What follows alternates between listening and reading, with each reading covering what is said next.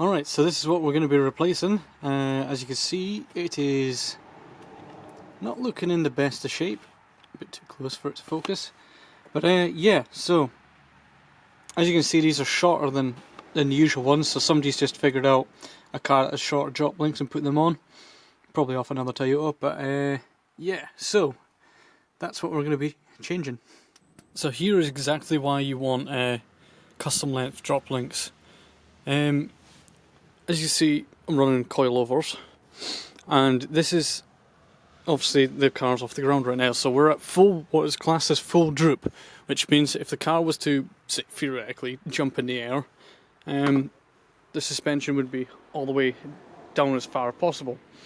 So basically, when you hit a bump, obviously this is all going to compress, and that anti-roll bar is going to end up getting closer to hitting, say, the top of here. So the reason why you'd want to make custom ones is so that you can make that length in between the control arm and the anti-roll bar shorter, so as it brings this further down. So as it brings the anti-roll bar further down, and it means it's not going to contact the body. I'm pretty sure there's a funky little loop. Yeah, there is in there. So that could even come in contact with everything that's underneath there. So yeah, we're going to be keeping this original, well, this custom length of 40mm, which is going to be quite fun. So to starters, everything that we got is M8. So I have got a 300mm long bar of threaded bar of M8. I'm going to be using some kind of elongated M8 hex nuts. I'll actually get the proper name of this. So I've bought 2 of these, which I probably won't need both of them. I'll probably just need one of them for my thing. I'll talk about them in a minute. For bushes, I have found these bushes here. I'm not gonna lie, I thought they were poly bush when I bought them, but they're not. They're actually uprated rubbers, so that's one thing to look out for. But you can literally use anything as long as it's a certain size. We got an 8mm inner diameter and a 25 outer diameter. That's millimeters. And I think these are like 60mm in kind of thickness. But yeah, we have got 8 of these because we need 4 for each side. We then have some 8mm penny washers, so these are 25mm, again, outer diameter, so 8mm or slightly larger, so as they fit over the rod. And finally we have some M8 Nyloc nuts.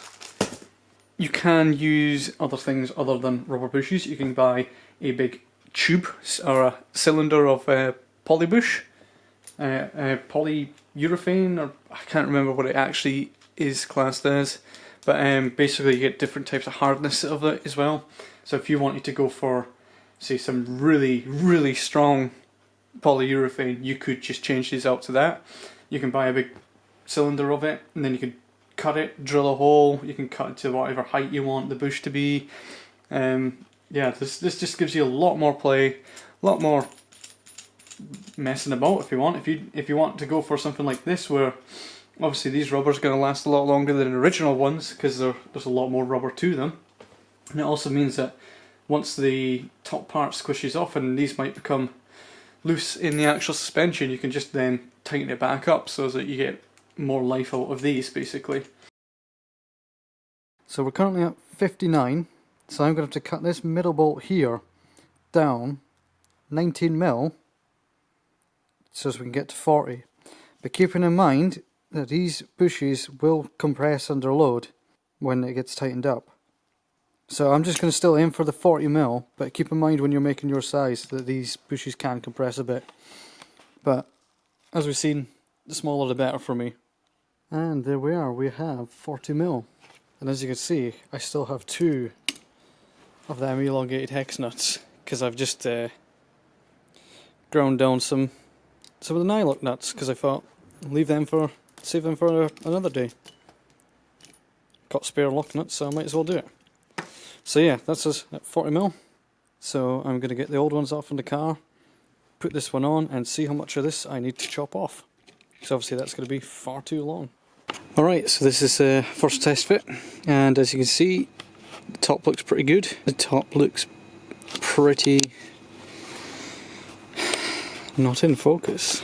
Yep, and as you can see, the top looks pretty good, and as we go further down, I've also got a lot of spare bar, which is good. So we're going to cut them off. As you can see there, can you? Yes, you can.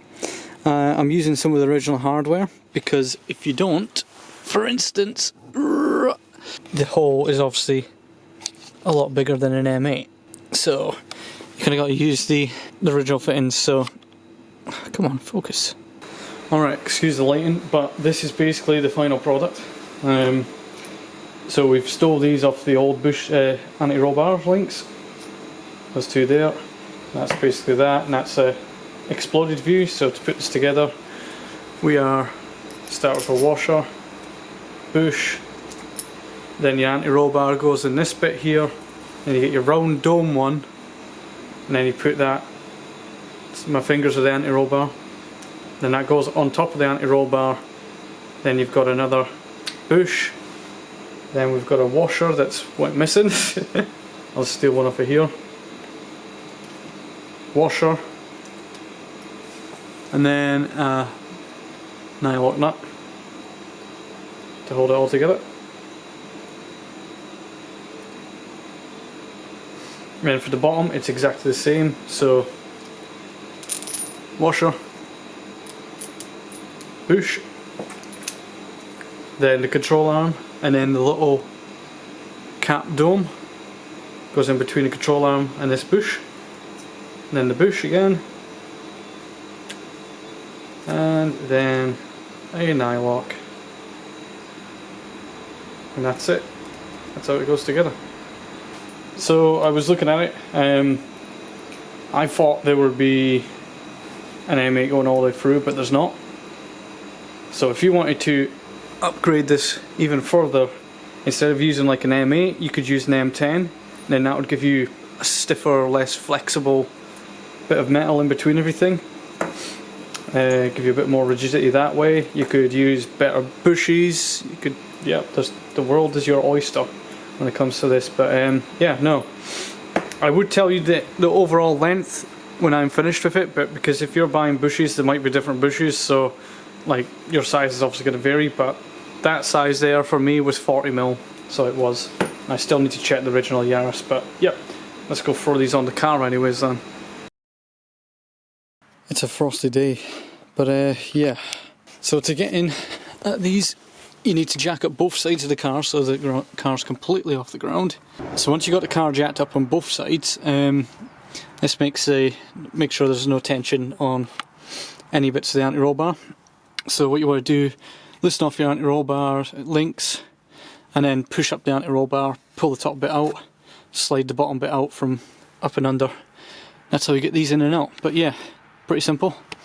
So I've just got the start the drop link in there. So I'm just gonna fire the rest of these in, just like that, and the one on the bottom, and then I need to put the nuts on, which I can't do with one hand. It looks like I'm gonna have to adjust some bits.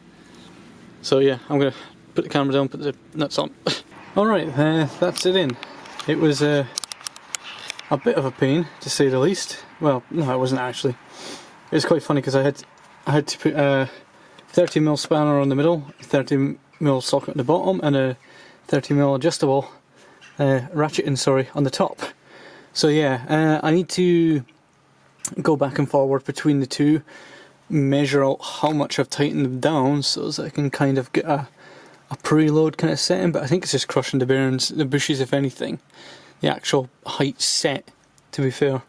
But yeah, no, that's how to do that, and it's quite easy and good bit of fun. Good way if you want to learn how to do engineering things, anyways. But yeah, no, I'm gonna call it there. Alright, and here's why the stock bushes are absolute garbage. So these, as you can see, they failed in multiple bits. The roll bar's just kind of pushed through, and yeah, the rubber's just not really there anymore. Look at that, that's got a massive hole in it. But yeah, no, this is why having the choice of polybush or some form of bush that isn't rubber or anything that isn't just thin rubber is quite handy, it's quite nice.